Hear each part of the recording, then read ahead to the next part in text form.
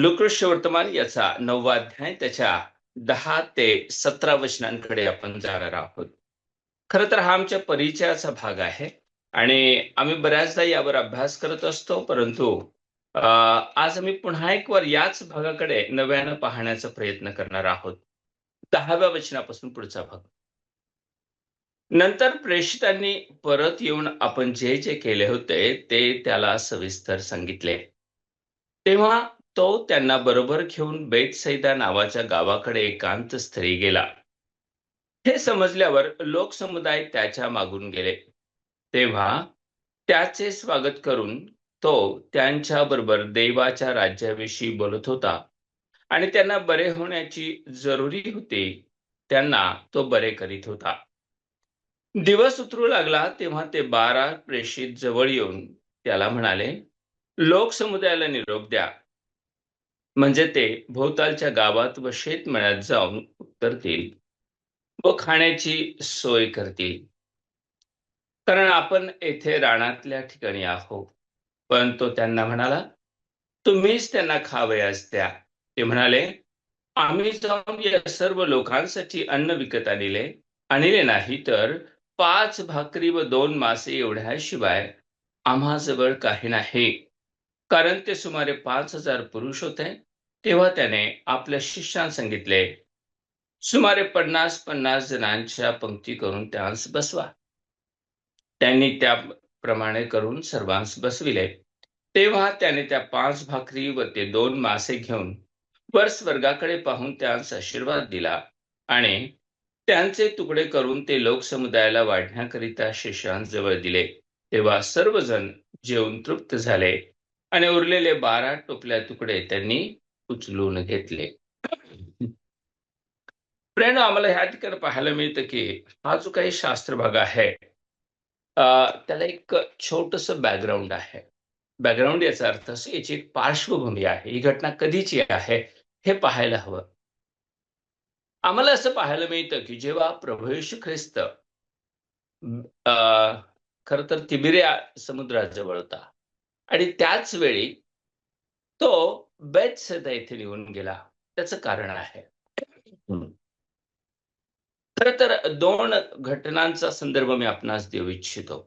थोडंसं मागे जाऊन जर आपण पाहिलं तर प्रभू येशू ख्रिस्तानं आपल्या शिष्यांना दोघांना मिळून सेवेसाठी पाठवलेला आहे. तो म्हणाला की तुम्ही जा आणि त्या ठिकाणी काय आणि कशी सुवार्ता सांगावी, कशी सेवा करावी हे त्याने त्यांना समजावून सांगितलं होतं. हे सर्वजण त्या ठिकाणी जेव्हा परत आले, त्या ठिकाणी त्यांनी जी काही सेवा केली आहे ते करून ते जेव्हा परत आले, तेव्हा त्या ठिकाणी ते प्रभू येशू ख्रिस्ताला या गोष्टीविषयी माहिती देत होते. अर्थात ते कल्पना देत असतील काय घडलं, काय नाही याची. आणि बघा लक्षात घ्या, की प्रभू येशू ख्रिस्त एकांत स्थळी बेथसेदा येथे जात आहे असं आपल्याला पाहायला मिळतं. अर्थात आपल्या शिष्यांसोबत जात आहे. याचं कारण असं आहे, की प्रभू येशू ख्रिस्ताच्या मागे सातत्यानं गर्दी असायची. लोक त्या ठिकाणी त्याचं बोलणं ऐकण्यासाठी, त्याची शिकवण ऐकण्यासाठी, शिवाय त्या ठिकाणी तो जे काही चमत्कार करत आहे ते पाहण्यासाठी किंवा आपली स्वतःची समस्या घेऊन तर ते लोक त्या ठिकाणी प्रभू येशूकडे येत होते. अशा वेळी प्रभू काय करत आहे तर आपल्या शिष्यांना घेऊन तो बेथसेदा येथे पलीकडे जात आहे. तो ज्या ठिकाणी आहे तिथून तो पलीकडच्या बाजूला जात आहे. ते जात असताना तो त्या ठिकाणी असं म्हणूया की तो पाण्यातून प्रवास करीत आहे. परंतु लोक त्याला सोडत नाहीयेत. प्रभूला एकांतात जाण्याचं अजून एक कारण मी तुम्हाला सांगू इच्छितो. जर समजा वरचा भाग जर तुम्ही वाचला तर तिथे आम्हाला पाहायला मिळतं, की योहानाला नुकतंच त्या ठिकाणी वधण्यात आलं होतं. हेरोदानं योहानाचा वध केला होता. अर्थातच ह्या घटनेचा संदर्भ आपण जाणतो. ही जी काही घटना होती ही प्रभू येशू ख्रिस्ताला दुःख देणारी होती. प्रभू येशू ख्रिस्त या गोष्टीनं खरं तर दुःखीही होता. या 2 गोष्टी होत्या, ज्यामुळे प्रभू त्या ठिकाणी एकांतात जाऊ इच्छित होता आणि तो एकांतात गेलाही. आम्हाला हे पाहायला मिळतं, की प्रभू येशू ख्रिस्त एकांतात गेला, परंतु त्याला एकांत मिळाला नाही. मला असं वाटतं, की शिष्य येऊन त्या ठिकाणी थोडं उत्साहानं बोलत असतील. की प्रभू आम्ही अशा ठिकाणी गेलो होतो, तिथे आम्हाला असा प्रतिसाद मिळाला. अशा ठिकाणी गेलो होतो, अशा काही कोणत्यातरी ठिकाणी लोकांनी आम्हाला त्या ठिकाणी असा त्रास दिला किंवा आमचा असा अपमान केला. आणि हा सगळा रिपोर्ट म्हणूया, की असला सगळा रिपोर्ट ते देत असताना प्रभू येशू ख्रिस्त त्यांचं ऐकण्याची त्या ठिकाणी तयारी ठेवत आहे. त्यांची ऐकण्याची इच्छा बाळगत आहे. अर्थात प्रभूला सारं काही माहीत आहे. परंतु त्यांचं उत्साहानं बोलणं तो ऐकत आहे. लोक मात्र सोडत नाहीत. असं म्हटलंय, की प्रभू पाण्यातून गेला आणि लोक त्या ठिकाणी जमिनीच्या मार्गाने थोडासा त्या ठिकाणी कर्व आहे. त्या भागातून ते चालत, धावतच म्हणावं लागेल, त्या ठिकाणी पलीकडे जाऊन पोहोचले. आणि पहा जेव्हा ते तिथे पोहोचले तेव्हा काय घडत आहे. आम्हाला असं पाहायला मिळतं तेथे जेव्हा प्रभू येशू ख्रिस्त गेला, तिथे कदाचित शिष्यांसोबत थोडा वेळ त्याने घालवला आणि लगेचच काय घडलं, तिथे आम्हाला असं पाहायला मिळतं 9व्या अध्यायाच्या 10व्या वचनामध्ये अ, हे समजल्यावर 11वं वचन. हे समजल्यावर लोकसमुदाय त्याच्या मागून गेले.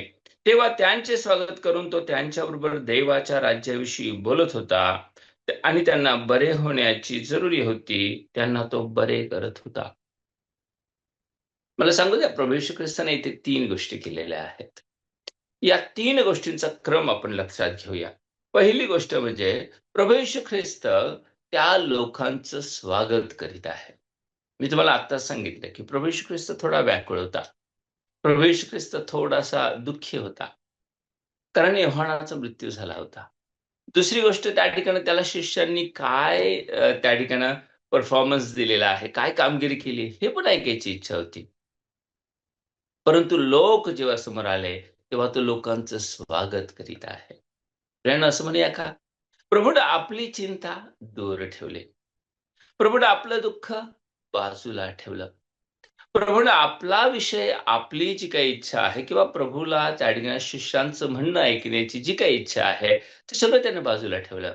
त्यानं लोकांचं स्वागत केलं. जेव्हा आम्ही प्रभूच्या सेवेत आहोत तेव्हा, ही गोष्ट महत्त्वाची आहे. जेव्हा लोक त्या ठिकाणी देवाचं वचन ऐकण्यासाठी येतात, तेव्हा आम्ही कोणतंही कारण देऊन त्यांना टाळणं हे चुकीचं आहे. आम्ही काय करायला हवं? आम्ही आमचं काम बाजूला ठेवूया. आम्ही आमच्या चिंता, आमच्या काळज्या बाजूला ठेवूया आणि प्रियानो आम्ही त्यांच्या संगती देवाच्या वचनातून बोलूया. प्रभू दुसरी गोष्ट करत आहे. तो स्वर्गाच्या राज्याविषयी त्यांच्याशी बोलला. पहिली गोष्ट स्वागत केलं. मनापासून स्वागत केलं. दुसरी गोष्ट स्वर्गाच्या राज्याविषयी बोलला. आणि मग आम्ही पुढे जाऊन पाहतो, की जेव्हा त्यांना भूक लागली असेल ह्याची सगळ्यांनाच जाणीव झाली आणि प्रभूलाही कल्पना होती. प्रभूनं त्यांना खाऊ घातलं, त्यांना जेवू घातलं.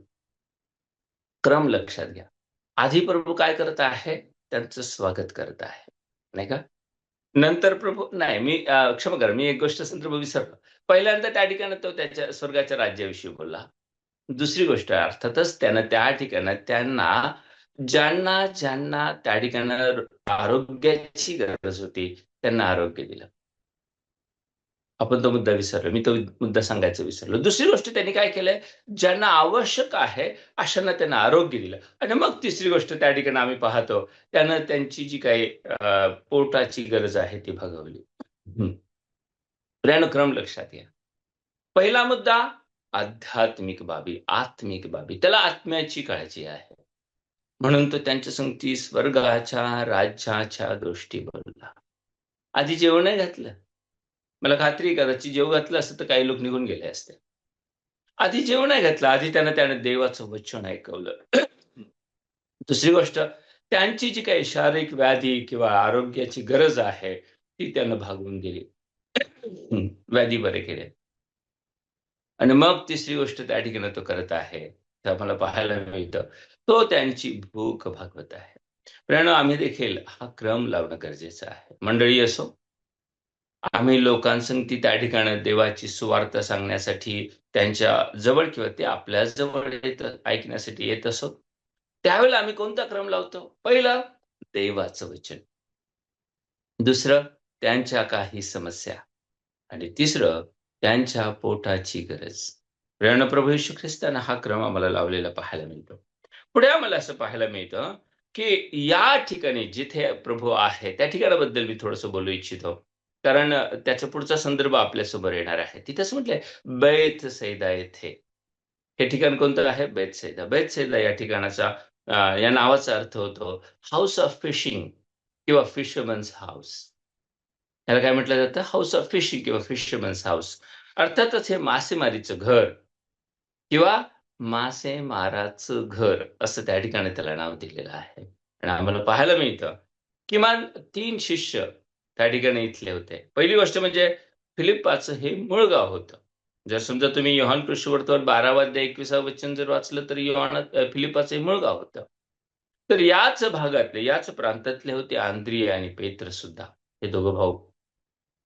हे सुद्धा त्या ठिकाणी इथलेच होते. आम्ही योहान कृष्णवर्तमान 1:44 मध्ये पाहायला मिळतो. प्रियानो आम्हाला या ठिकाणी प्रभूचं जे काही वागणं आहे त्याकडे लक्ष द्यायचं आहे.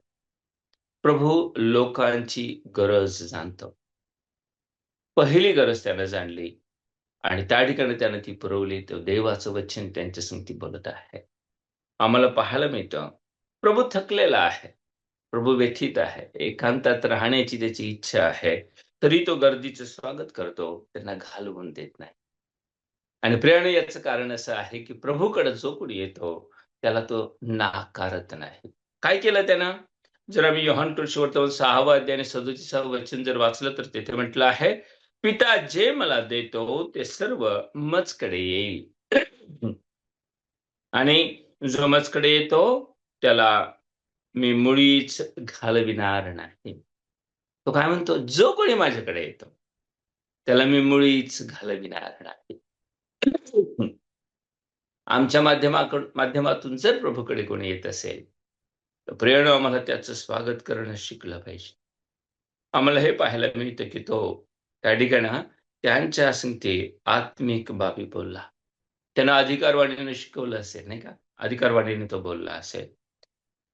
दुसरा मुद्दा असा आहे, की आता आपण त्या भागाकडे जाऊया, जिथे आपण असं म्हणतो, की 5,000 लोकांना जीव घातला. तो संदर्भ आपण पाहूया. आम्हाला हे पाहायला मिळतं, की लोक दिवसभर प्रभूसोबत आहेत. जर मी असं म्हटलं दिवसभर, तर त्याचा संदर्भ यासाठी आहे, की आता सायंकाळ होत आली होती. आणि सायंकाळ होत आल्यानंतर म्हणजे दीर्घकाळ प्रभूच्या सोबत लोक आहेत. त्यानंतर त्यांना म्हणजे अर्थातच शिष्यांना जाणीव झाली, की या लोकांना आता भूक लागली असेल. मला असं वाटतं त्याच्या आधी या लोकांना ही पण जाणीव झाली असेल, की आपल्यालाही भूक लागली आहे. आपल्याही जेवणाची सोय केली पाहिजे. त्यांना हे कळलं, की लोकांच्याही जेवणाची सोय झाली पाहिजे. ते प्रभूला असं म्हणाले, की तुम्ही ह्यांना आता निरोप द्या. प्रियानो, जेव्हा त्या ठिकाणी ते असं म्हणतायत प्रभूला, की त्यांना निरोप द्या, त्यावेळेला त्यांच्या मनात लोकांविषयी काही वाईट भाव आहे असं नाही. त्यांनी इथून जावं, इथून निघून जावं असा विचार नाही. त्यांच्याही मनात त्या ठिकाणी चांगले भाव आहेत. त्यांनाही कळतंय, की आता त्यांनी काहीतरी खायला पाहिजे. प्रभू त्या ठिकाणी असं म्हणतो, तुम्ही त्यांना खावयास द्या. प्रभू त्यांची परीक्षा पाहत आहे. प्रभू त्यांची परीक्षा बघत आहे. प्रभू त्या ठिकाणी असं म्हणतो, तुम्ही त्यांना खावयास द्या. प्रभूनं असं का म्हटलं असेल? योहान सुवर्तमान 6:6 मध्ये स्पष्ट म्हटलंय, की प्रभू त्यांची परीक्षा पाहत होता आणि पुढे असंही म्हटलंय, आपण काय करणार आहोत हे त्याला ठाऊक होतं. प्रभूला हे ठाऊक होतं, की तो काय करणार आहे. याचा अर्थ असा, खरं तर प्रभू आमच्या पुढे त्या ठिकाणं असल्या प्रकारच्या गोष्टी आल्यानंतर तो हे पाहतो, की तुम्ही काय करू शकता. मित्रांनो, आम्हाला हे पाहायला मिळतं, की प्रभूची योजना तर आधीचीच तयार आहे. तो तर त्या ठिकाणी फक्त नाही का 2 मासे 5 भाकरीतून 5,000 लोकांना किंवा त्याही पेक्षा अधिक लोकांना जीव घालणार आहे. परंतु तो त्या लोकांना असं म्हणाला, की तुम्ही त्यांना खावयास द्या. मला असं वाटतं, की त्याची ही योजना अगोदरच तयार होती. आम्ही असं पाहतो, की जेव्हा आदाम आणि हवा त्या ठिकाणी पापात पडले. कारण आम्हाला असं पाहायला मिळतं, की ते पापात पडले. आपण नग्न आहोत हे त्यांना कळलं. त्यानंतर त्यांनी बऱ्याच गोष्टी केल्या. काय-काय केलं? त्यांनी सर्वप्रथम आपल्यासाठी कट्टी-वेष्टनं तयार केली. कारण त्यासाठी वेळ गेला असेल. ते काही एका झटक्यात बनलं नाही. त्यांना त्या ठिकाणी त्यासाठी थोडासा विचार करावा लागला असेल, काहीतरी शोधावं लागलं असेल. त्यांनी त्याच्यानंतर तो प्रयत्न करून आपल्याभोवती कटिबष्टनं तयार केली. परंतु या सगळ्या गोष्टी जेव्हा त्यांनी केल्या, तेव्हा प्रभूनं असं परमेश्वरानं असं म्हणूया, की त्यांना त्यांचा प्रयत्न करू दिला. आणि मग प्रभूनं आपली जी योजना आहे ती प्रकट केली. प्रभूकडे योजना अगोदरच तयार होती. मनुष्याच्या तारणाची योजना परमेश्वराकडे अगोदरच तयार होती. परमेश्वराचं जे काही वैशिष्ट्य आहे ते हे. तो आपली योजना तयार ठेवतो आणि योग्य वेळी तो त्या ठिकाणी अंमलात आणतो. प्रभूची योजना तयार होती. मी म्हणतो की तो त्या ठिकाणी थोडक्या अ, अन्नामधून 5,000 लोकांना खाऊ घालणार हे अगोदरच ठरलेलं होतं. तर शिष्यांच्या मनात विचार होता. शिष्य असं म्हणाले, "आम्ही ₹200 जरी भाकरी आणल्या तरी पुरणार नाहीत." ₹200 भाकरी. प्रियानो हे जे काही ₹200 आहेत ना, त्या ठिकाणी काही जे काही अभ्यासक आहेत त्यांचं असं म्हणणं आहे, की त्या काळामध्ये एका मनुष्याची 8 महिन्यांची जी काही मजुरी आहे किंवा 8 महिन्यांचा मेहनताणा आहे, इतकी ती त्या ठिकाणी किंमत होती. आणि त्यामधून देखील या लोकांना भाकरी आणल्या तरी पुरणार नाहीत असं ते म्हणत. मला त्या शब्दांकडे तुमचं लक्ष वेधायचं आहे. शिष्य असं म्हणतात, की आमच्याकडे काय आहे? ते असं सांगतात, की आमच्याकडे जर त्या ठिकाणी 2 मासे आणि 5 भाकरी सोडल्या, तर आमच्याकडे काही नाही, जे आम्ही यांना देऊ शकतो. प्रियानो ते हे सांगत नाही आमच्याकडे काय आहे. तुम्ही जर ते शब्द नीट वाचले तर तुमच्या लक्षात येईल. मी त्या ठिकाणी तुम्हाला त्या शब्दांकडे नेऊ इच्छितो. 9वा अध्याय आणि त्या ठिकाणी मला असं वाटतं 13व्या वचनामध्ये असं म्हटलंय. दुसरा भाग मी वाचतो. ते म्हणाले, "आम्ही जाऊन या सर्व लोकांसाठी अन्न विकत आणले, तर 5 भाकरी व 2 मासे एवढ्याशिवाय आम्हाजवळ काही नाही." प्रियानो ते हे सांगत नाही, आमच्याजवळ 2 मासे आणि 5 भाकरी आहेत, असं नाही सांगत. ते काय म्हणतात, याशिवाय आमच्याकडे काही नाही आणि ही मानवी प्रवृत्ती आहे. आमच्याकडे काय आहे हे सांगण्याऐवजी किंवा त्याचा आनंद करण्याऐवजी आमच्याकडे काय नाही याचा आम्ही अधिक विचार करतो. आणि ते असं म्हणतायत, आमच्याकडे याशिवाय काहीच नाही. किती त्या ठिकाणी दुर्दैवी गोष्ट आहे. प्रियानो ते असं म्हणू शकत होते, "प्रभू आमच्याकडे हे आहे. यातून त्या ठिकाणी तू बऱ्याच गोष्टी करू शकतो." कारण प्रियानो प्रभूचं सामर्थ्य त्यांनी बघितलंय.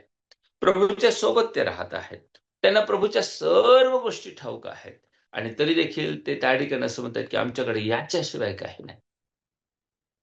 प्रेरणा आमच्याकडे जे आहे त्याचा आम्ही आनंद करत नाही. आमच्याकडे जे नाही त्याबद्दल आम्ही शोक करतो. इथे ते त्या ठिकाणी नकारात्मक बोलत आहेत. असं म्हणूया, त्यांचा विश्वास नाही. तो तितकासा तितकासा विश्वास त्या ठिकाणी दाखवत नाही, नाही का? त्यांना प्रभूची जी काही क्षमता आहे, प्रभूचं जे सामर्थ्य आहे, त्यावर विश्वास नाही. कदाचित या लोकांना ठाऊक असावं, याआधी असा असा चमत्कार घडलेला होता. आम्हाला त्या ठिकाणी जर समजा अ, अलिशानं असा चमत्कार केल्याचं आम्ही पाहतो. तुम्ही जर अलिशाच्या संदर्भात बघितलं तर असं म्हटलंय, की एका मनुष्यानं 20 भाकरी आणि काही हिरवी कंस त्या ठिकाणी अलिशाकडे घेऊन आला. अलिशासोबत 100 लोकं होते. तो म्हणाला, की या सगळ्या लोकांना वाटून दे. तो मनुष्य म्हणाला, की या लोकांना हे कसं पुरेल? तो म्हणाला, "मी सांगतोय ना, परमेश्वराचा शब्द आहे. तू त्यांना त्या वाटून दे." आणि असं म्हटलंय, की त्यानं त्यांना वाटून दिलं आणि ते सर्व तृप्त झाले आणि त्यातून उरलं देखील. तो म्हटला, की बघा, परमेश्वरानं शब्द दिला होता, पुरेल आणि उरेलही. आणि खरं तर असं घडलं होतं. किती लोकांना खाऊ घातलं होतं? आम्हाला असं पाहायला मिळतं, की तिथे केवळ अ, या 20 भाकरी आणि काही कणसांनी 100 लोकं तृप्त झाले होते. त्यानं 20 भाकरी आणि 100 लोकांचा विचार केला तर किती त्यांच्या वाट्याला आलं असेल? एका भाकरीचे 5 तुकडे करावे लागले असतील. आणि किती चतकोरपेक्षाही कमी भाकर त्यांच्या हाती आली असेल. परंतु असं म्हटलंय, की ती इतकी झाली, की त्या ठिकाणी ते खाऊन तृप्त झाले आणि उरलंही. हे आलिशानं करून दाखवलं होतं. इथे आम्हाला हे दिसतं, की जो मोशे आणि सर्व संदेष्टांपेक्षा महान आहे, तो इथे त्याही पेक्षा कमी अगदी 2 मासे आणि 5 भाकरीतून 5,000 लोकांना खाऊ घालत आहे. आणि त्यानं खरं तर त्यांना तृप्त केलेलं आहे. तो त्या ठिकाणी आम्हाला पाहायला मिळतं, की आम्ही असा प्रश्न मी त्या ठिकाणी असा प्रश्न करतो, की जेव्हा ही परिस्थिती उद्भवली तेव्हा जो जीवनाची भाकर आहे, तो काय करतो? प्रश्न असा आहे, की जेव्हा अशी परिस्थिती आहे, की 5,000 लोक समोर आहेत, 5,000 पेक्षा अधिक लोक समोर आहेत. आणि त्यांना खाऊ घालत असताना फक्त 5 भाकरी आणि 2 मासे असताना त्या ठिकाणी जीवनाची भाकरी असलेला प्रभू काय करतो? आम्हाला पाहायला मिळतं. त्यानं 2 ते 3 गोष्टी केलेल्या आहेत. पहिली गोष्ट म्हणजे तो काय करत आहे बघा 9 अध्याय 13 वचनामध्ये. 5 भाकरी आणि 2 मासे याशिवाय आमच्याजवळ काही नाही म्हणणाऱ्यांकडून त्यानं ते घेतलं. नाही का? असं म्हणूया त्यांनी त्यांच्या हातात दिलं. आणि आता तो हे दाखवून देत होता, की जो रानातही अन्न देण्यास समर्थ आहे. खरं तर हे लोकं असंच म्हणाले होते. शिष्य म्हणाले होते, "प्रभू आपण रानात आहोत." याचा अर्थ अशा ठिकाणी आहोत जिथे जेवणाची सोय होणं शक्य नाही. आणि प्रियानो इस्रायलाचा इतिहास जर बघितला, तर ज्या इस्रायलाला परमेश्वरानं रानातही खाऊ घातलं, नाही का? त्या इस्रायलाला त्या ठिकाणी फक्त साधं-सुधं अन्न नाही. असं म्हटलंय, की मान्ना पुरवला गेला. स्वर्गातलं अन्न पुरवलं गेलं. इतकंच नाही, त्यांना मांस पुरवलं गेलं. त्यांचे प्रश्न असे होते. बघा जर समजा तुम्ही स्तोत्र 78 आणि 20 कडे जर गेलात तर तुमच्या लक्षात येईल. आम्ही तो सगळा भाग वाचणार नाही. मग स्तोत्र 78 आणि 20 मध्ये म्हणतोय, "तो भाकरीही देण्यास समर्थ आहे काय?" प्रश्न विचारलाय. "तो आपल्या लोकांस मांस पुरवील काय?" प्रश्न विचारलाय. शंका अशी उत्पन्न केली गेली, की तो लोकांना तेथे भाकरी देईल का? तो तिथे मांस देईल काय? प्रियानो त्यानं संपूर्ण प्रवासामध्ये, त्या रानातल्या प्रवासामध्ये त्यांची गरज भागवली. इतका तो समर्थ आहे. आणि या गोष्टी शिष्यांना पण ठाऊक आहे, की इस्रायलाच्या बाबतीत त्यानं काय केलं. तरीही ते असं म्हणत आहेत, आमच्याकडे मला फक्त जे आहे ते विश्वासानं प्रभूच्या हाती देण्याची गरज आहे. जर आम्ही ते विश्वासानं प्रभूच्या हाती देऊ, तर असं म्हणता येईल, की ते आमच्यासाठी पुरेसे ठरेल. कारण प्रियानो, प्रभूची कृपा आमच्यासाठी पुरेशी ठरते, नाही का? जर तुम्ही त्या भागामध्ये जर गेलात तर त्याच स्तोत्राचं 78व्या स्तोत्राचं 22वं वचन दाखवतंय, त्यांना हे विश्वास नव्हता. त्या ठिकाणी आम्ही पाहतो 23 ते 30 वचनामध्ये प्रभूनं अद्भुतरित्या पुरवठा केला. तो इथेही करू शकेल हे शिष्यांनी जाणायला पाहिजे होतं, तसा त्यांचा विश्वास. आम्हाला पुढे असं पाहायला मिळतं, की अ, प्रभू त्या ठिकाणी त्यांना कशाप्रकारे वाढते. तो म्हटला, "तुम्ही 50-50 चे वाफे करून त्यांना बसवा." 50-50 चे वाफे, 50-50च्या रांगा करून त्यांना बसवा. किती छान कल्पना आहे. मी त्या ठिकाणी असं म्हणतो, की त्या लोकांनी रंगबिरंगी कपडे घातले असतील आणि त्या रानामध्ये त्या ठिकाणी असं म्हटले 50-50 मोजून लोक बसलेले होते. आणि जे काही वाफे असावेत असं शेतामध्ये लांबून जर तुम्ही त्या शेतातले वाफे बघितले, तर कसे दिसतात? असे लोक बसलेले. सुंदरसं चित्र आहे. एखादं शिल्प दिसावं असं लांबून त्या ठिकाणी दिसत असेल आणि प्रभू म्हणतो, "आता त्यांना वाढा." प्रेरणा जेव्हा त्यानं वाढायला सुरुवात केली, लक्षात घ्या, भाकरींची संख्या वाढली नाही. असं झालं नाही, की माशांची संख्या वाढली. फक्त असं झालं, ते वाढत गेले, परंतु या ठिकाणी हे संपत नाही. ते वाढत गेले आणि सगळ्यांना वाढल्यानंतर सुद्धा पुरून उरल्याचं आम्हाला पाहायला मिळतं. आमचा प्रभू सामर्थ्यानं भरलेला आहे आणि तो आपलं सामर्थ्य अद्भुतरित्या दाखवतो. फक्त सारांश बघूया. मला असं म्हणायचं, की आम्हाला यातून काय धडा शिकायला मिळतो? पहिली गोष्ट आम्हाला विश्वास दाखवणं गरजेचं आहे. दुसरी गोष्ट शिष्यांनी आज्ञापालन केलं. जेव्हा त्या ठिकाणी त्यांच्या हातात दिलं, त्यांनी आज्ञापालन केलं आणि प्रभूने त्याचं फळ त्यांना दाखवलं. प्रियानो, एक प्रकारची शिस्त त्या ठिकाणी बघायला मिळाली. 5 भाकरी आणि 2 मासे आहेत. 5,000 लोकांना जर खाऊ घातले असतील, तर किती भाकरी झाले असतील, किती मासे लागले असतील? जवळ-जवळ 20,000 भाकरी आणि 10,000 मासे त्या ठिकाणी बनलेत. कारण ते एका मुलाचं जेवण होतं. 5 भाकरी आणि 2 मासे एका मुलाचं जेवण होतं. 5,000 लोकांसाठी 20,000 भाकरी आणि 10,000 मासे ते झाले असतील. प्रभूच्या या अद्भुत चमत्काराबद्दल प्रभूच्या नावाला धन्यवाद. आम्ही इथेच थांबतो.